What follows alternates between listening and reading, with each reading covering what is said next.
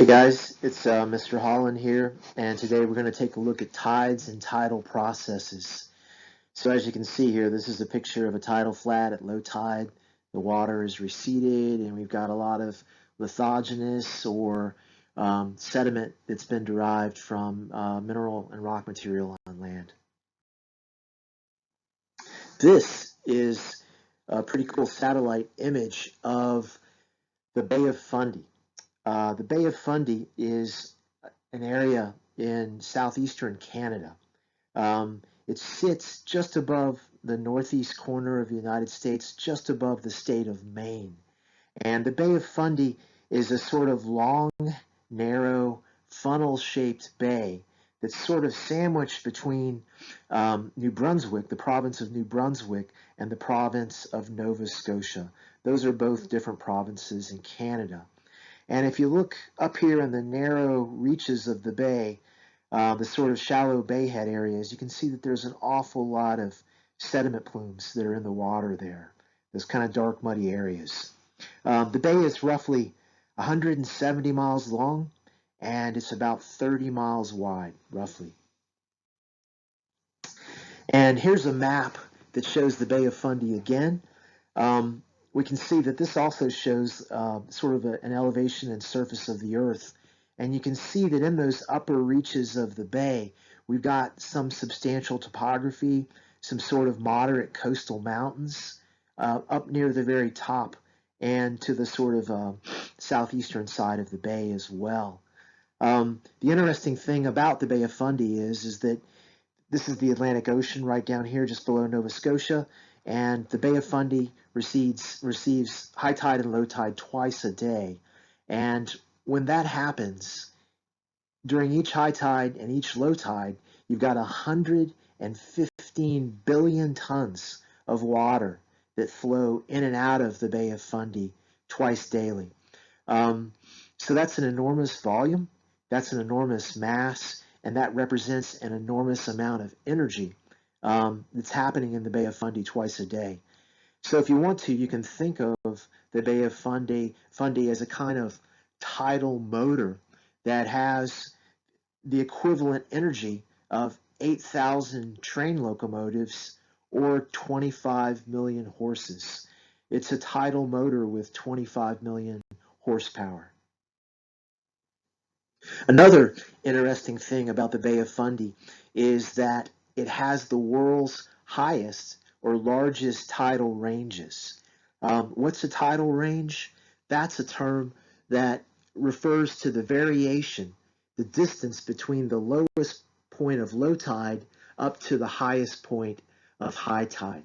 The average tidal range in the Bay of Fundy is about 13 meters, and that's upwards of about 45 feet, 43 to 45 feet.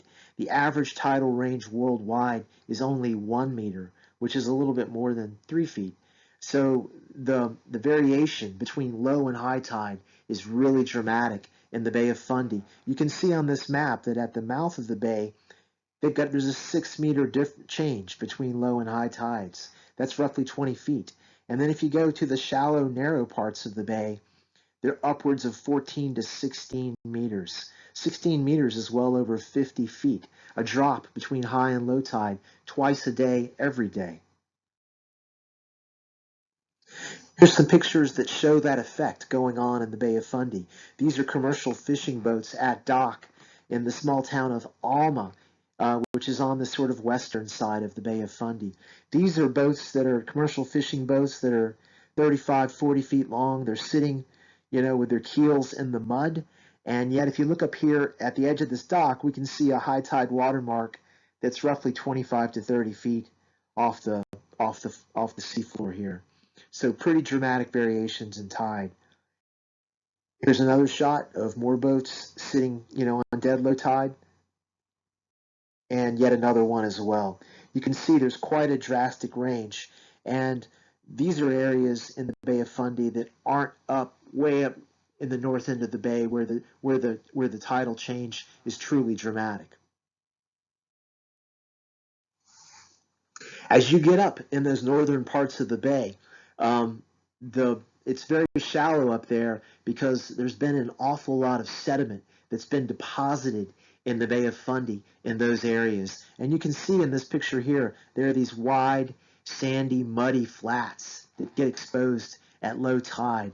In the bottom corner here, we've got a diagram that shows the sort of geological development of the Bay of Fundy over a long period of time, over millions and millions of years. Originally, in the past, the bay would have been a rift valley, a sort of crack in the Earth's crust that was caused by tectonic forces. There would have been high mountains surrounding that crack that would have slowly eroded and worn down and shed much of their sediment into this basin. And then, through over millions of years, sea levels have risen and fluctuated. There have been different climates that have had different types of environments with different types of plants growing on it. There was volcanic activity. During the last ice age, there would have been glaciers, continental ice sheets moving over this landscape, scouring and crushing up any surface rock, so that today we find that sea levels are up and the ocean has sort of entered the Bay Area. But as a result, due to all those geologic processes that this diagram shows, there's an awful lot of sediment, an awful lot of mud. So that part of the bay is pretty shallow.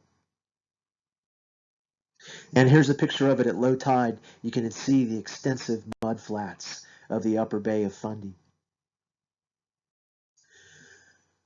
High tide happens twice a day. And when it does come in, it comes in the form of something called a tidal bore. And a tidal bore is basically the leading edge of high tide, the pulse of water that comes in from the ocean, often into a narrow river mouth or in narrow bays like the Bay of Fundy. And it produces a wave that, as the tide enters into this enclosed area of water, it's like a wave traveling upstream, and it runs against the current of this river mouth, or, as with the Bay of Fundy, a narrow bay. Here's a diagram that shows that process of tidal bores. You've got the wide open ocean, there's a pulse of incoming tide, and we can see that as that pulse enters the river mouth or the narrow bay, it forms a wave that travels against the prevailing current upriver or, up into the narrower parts of the bay, creating, if you're a sort of, opportunistic Canadian surfer, waves that you can actually surf. And once again, twice a day, so there's sort of a small community of Canadian mud surfers here that ride the tidal bore in the upper reaches of the Bay of Fundy. Here's another shot here of a surfer here riding the wave. And, it's kind of muddy, it's kind of yucky, but it turns out that if you catch this wave and you stay up on it, you can ride it for 18 miles. It's possible to ride this tidal wave, this tidal bore, upriver for 18 miles. That's a pretty good ride, so I'm sure there's a few of them up there that take advantage of that. And then if you get up to the narrower, shallower parts of the Bay of Fundy, that tidal pulse, that tidal bore, combined with wave action, has eroded cliffs and bluffs to produce these unusual erosional features, these kind of strange rock structures. They call them flower pots because due to the erosive effect of the tidal bore combined with the wave action. You can see it here, kind of an unusual, eroded kind of vertical structure, flower pots. And then if you look close at the rocks here, you can see that the rocks are made up of bits and pieces of other pre-existing rock. That kind of rock is called a conglomerate, and it would have been part of that sediment and those rock fragments that were shed out of the higher mountains that were here many millions of years ago. Okay, but this is a discussion about tides. And what are tides, basically? If we were to sum them up, what would be a good definition, a simple definition? It's going to be daily variations in the ocean's level. That's what tides are. They're essentially daily variations. And tides affect, of course, they affect the entire ocean. All ocean basins on Earth are affected, but they're most noticeable at the shore. And they're primarily the result of the gravitational fields, the gravitational tug, the gravitational pull of the moon, but also, to a lesser extent, the gravitational effects from the sun. And what happens is, and we can see what's going on here in the bottom left part of the slide, we've got a little animation that shows the lunar tidal bulge. This is the moon, and as the Earth is rotating, the gravitational field of the moon is tugging at the oceans of the Earth, and the bulges are sort of rotating around the planet as the planet itself rotates. Here's an animation here that shows that effect again. We've got the gravitational field of the moon, and as the Earth rotates, that gravitational field is creating the tidal bulge, which is going to travel in an ideal world. It's going to just kind of uniformly travel across the surface of the oceans.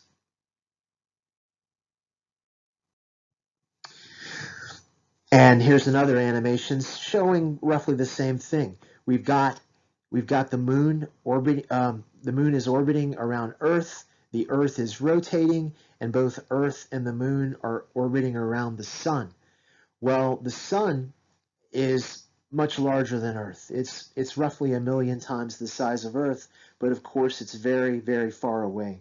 The sun is roughly 93 million miles away from Earth. The moon is much smaller than Earth, but it's much closer.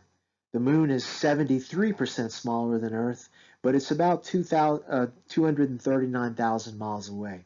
So it turns out that the moon has a more dominant gravitational effect on Earth and the oceans than the sun does. The sun is responsible for about 44% of the gravitational effects that contribute to tides. The moon is responsible for 56% of the gravitational effects that form tides. And here's another diagram that shows roughly the same thing. Once again, we've got the moon orbiting around Earth. The Earth is rotating, and the moon is orbiting around Earth. Well, we know that when the gravitational field of the sun and the moon combine in a straight line, that's when their strength is amplified and combined. And whenever the moon and the sun and the Earth all are in alignment, that creates the strongest tide. And the strongest tides are called spring tides. Once again, they happen when Earth, moon, and the sun are aligned in a sort of a straight line, a straight row. That way, the gravitational field of the sun and the moon can create two tidal bulges, a lunar bulge and a solar bulge. That's what makes the strong spring tides. But then there are other times of the month when the moon is at a right angle to the sun. The moon is orbiting around Earth, and it's not in alignment with the sun. It's at a 90-degree angle, a perpendicular angle. When that happens, the bulge that's created, the gravitational bulge that's created, the gravitational tidal bulge that's created by the moon, and the gravitational tidal bulge that's created by the sun, they aren't aligned, they don't stack up, and they more or less cancel each other out, and that actually produces the weakest kind of tide, which is called a neap tide, which produces the lowest tidal range. Down here in the corner, we can see an example of the spring tide when the moon, the Earth, and the sun are in alignment, and both of those bulges, the lunar and the solar, are stacked on top of each other. That produces the strongest tide, which is called the spring tide. Here is the neap tide, which are the weaker ones because the moon is at a right angle and the two bulges more or less cancel each other out. The first scientist to describe the effects of the moon's gravity on the Earth and its oceans was the English scientist Isaac Newton, who lived in the late 17th century and the early 18th century. He came up with a theory called the equilibrium theory of tides. And Newton gets credit for kind of describing the effects of gravity. What goes up must come down, and his equilibrium theory was a basic theory, and it imagined Earth as a perfect sphere covered with water, which produced a uniform wave, a uniform tidal bulge that swept uniformly around the planet. So this was, a first effort, and it was valuable in that it helped people visualize the effects of the moon's gravity. But it didn't take into account all the complexity and the variety and the different features of the various ocean basins around Earth, the configurations of continents, the bathymetry, the depth of seafloor of various ocean basins, and it didn't take into a variety of other factors as well. But it was a beneficial first effort that helped people sort of visualize things. A few years back, there was this science fiction movie called Interstellar that had a pretty cool scene in it where there were these astronauts were flying around space, and they landed on this ocean planet to rendezvous with another astronaut. They were looking to meet with this other astronaut. They land on this ocean planet, and it's covered in a shallow ocean that's roughly knee to thigh deep. And when they land, they notice that way off in the distance, there's a sort of distant mountain range, but they don't pay it too much attention. But, well, they're sort of like searching around in the shallows here, looking for evidence of this astronaut that they're hoping to find, and they come upon wreckage. And they're distracted by this wreckage that they find. By the time that they look up, they realize that that distant mountain range is bearing down upon them, that it wasn't actually a mountain range, that it was actually a giant tidal bulge, a giant tidal wave. It seems like the filmmakers borrowed Newton's idea of the equilibrium theory to come up with the scene for the movie, and it looks like this right here.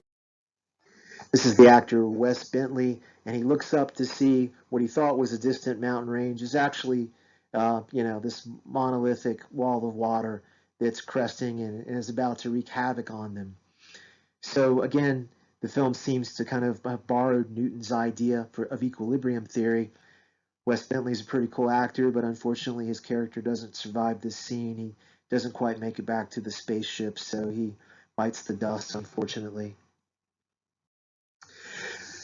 Roughly a century after Newton, there was a French scientist, Pierre-Simon Laplace, who came up with a new theory that applied extensive detail. It started with Newton's equilibrium theory, but it applied a variety of effects and factors, and it kind of created a real-world theory that took into account all the complexity, the diversity, and the variety of oceans and ocean basins that were out there.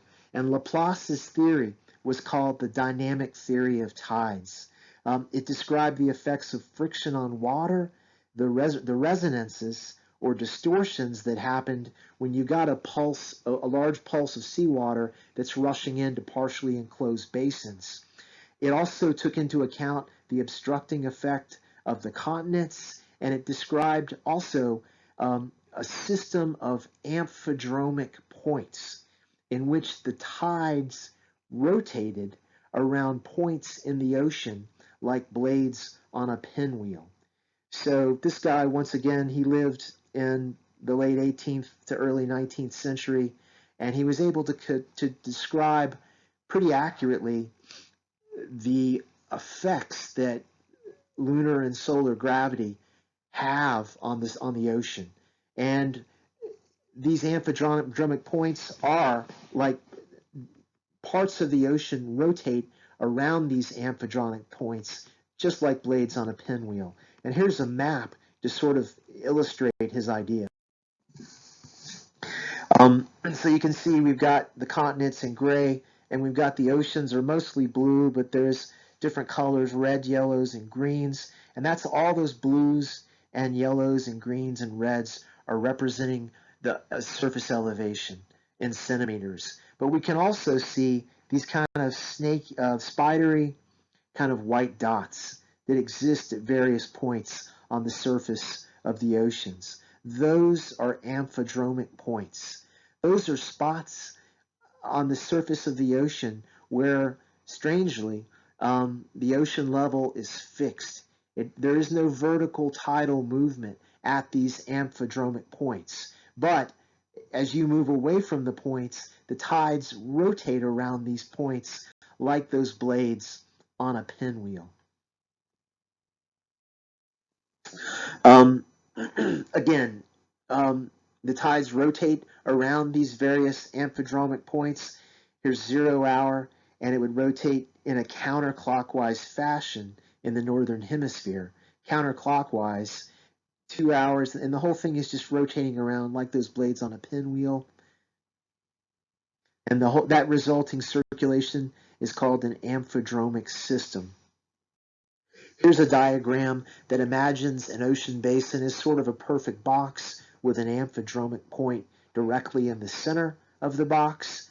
With that counterclockwise circulation in the northern hemisphere, you're going to have a high tide bulge on one part of the ocean basin and a low tide bulge on the other part of the ocean basin. And if you look at it in cross section, the amphidromic point, the sea level on that point is never going to change, but as the whole system rotates around the point, there's going to be fluctuation around the point, but the point stays at the same sea level. So that basically illustrates that depending on your geographic location, where you are, there are a variety of tidal patterns that are going to vary with locations. There are some places that have a pattern of one high and one low tide a day. Those places have patterns that are called diurnal tides.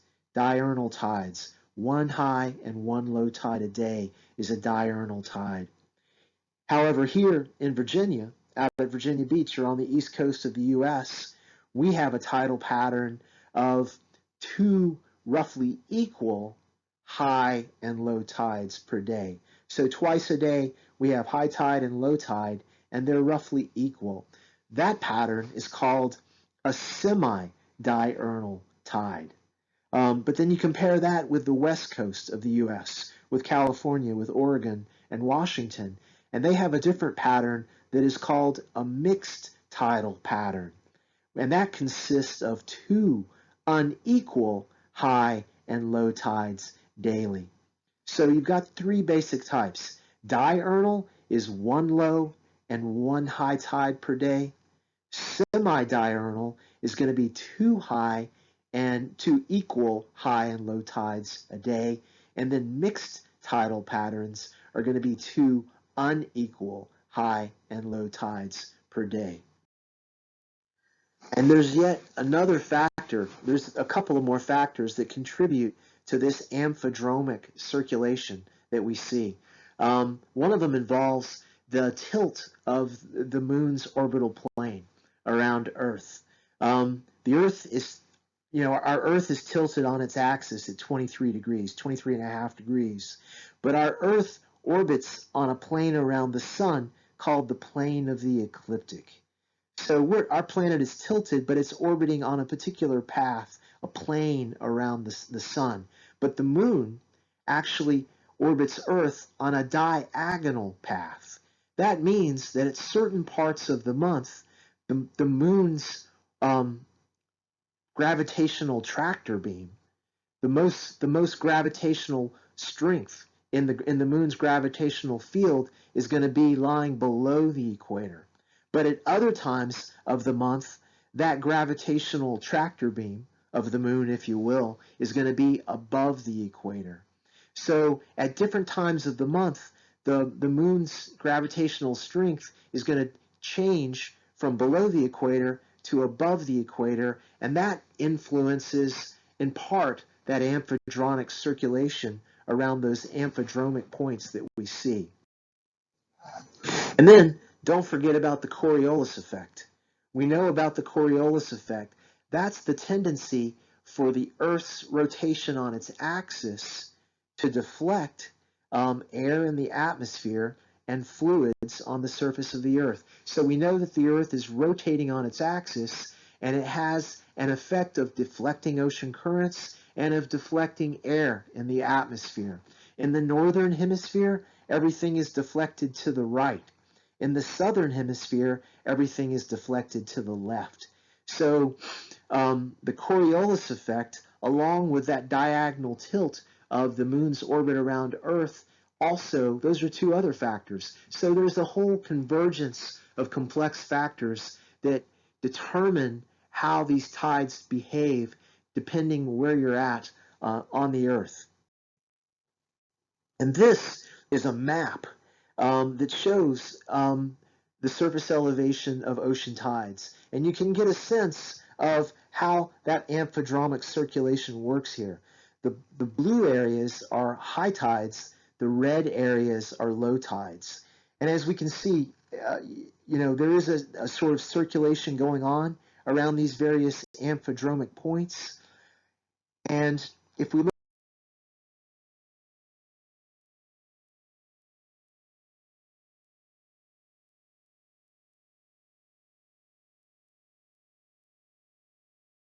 closer at North America, we can also see here's Nova Scotia and here's the Bay of Fundy. The amphidromic point for the North Atlantic is right here. We've got circulation going on, and so therefore the Bay of Fundy is getting a really strong high tide pulse, and you can see also a dark red, really strong low tide pulse. So that's that great tidal range that the Bay of Fundy has as a result of its proximity, its closeness to that amphidromic point, but also its narrowness and its funnel shape.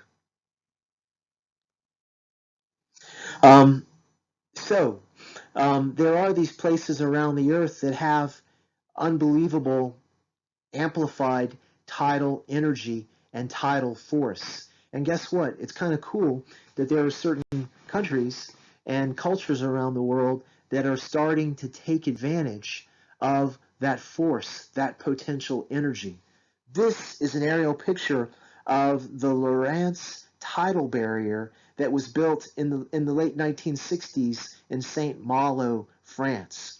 It looks like a cross between a dam and a bridge, but it's not so much a dam with a high wall or a large reservoir of water backed up behind it, but what it is sort of a bridge-like structure that has a number, many turbines that are situated throughout it that are able to capture that incoming tidal energy, the incoming high tide energy and the outgoing low tidal energy in this particular narrow point that receives one of those strong tidal pulses. Here are more pictures of the Lorentz tidal barrier, again in Saint Malo, France. Each one of these little intake areas is going to have one of those turbines, and there's a picture here of a worker doing maintenance inside of one of those intakes. You can see the turbine here. Water is going to move through it, move one way, and then move back the other way. On ingoing and outgoing tides, it's going to turn the turbine, and it's going to generate clean electricity, no emissions. This is a picture here of Roosevelt Island in Upper Manhattan in New York City. That's Central Park right there. That's the Hudson River over here. But this is Roosevelt Island right here. Another shot right here. I think in 2015, Roosevelt Island decided to implement sort of, you've seen those wind turbines that we see on the landscape when we're driving down highways in the summertime. Well, Roosevelt Island in New York City decided to create an array, a field of underwater turbines to take advantage of the incoming tide in the East River there in New York City. So in 2015, the Roosevelt Island Tidal Energy Product installed 30 turbines, within New York City's East River, and they're going to provide 1,500 kilowatts of electricity to 9,500 residents. In August of 2013, the U.S. Department of Energy spent $16 million on 17 projects involving tidal bulge, tidal wave energy. Their assessment was that there was a potential for up to um, 1,400 terawatt hours of energy per year. 1 terawatt hour can power 85,000 homes. If you do the math on that, 85,000 times 1,400, that's over 100 million. So there's this huge potential to take advantage of tidal energy, the natural incoming and outgoing energy that exists, multiple places, multiple times daily around the planet. And there are plans to do that. We've seen it take off already with wind energy, with wind turbines, but presently in many places around the planet, tidal turbines, water turbines of different designs are being tested and implemented.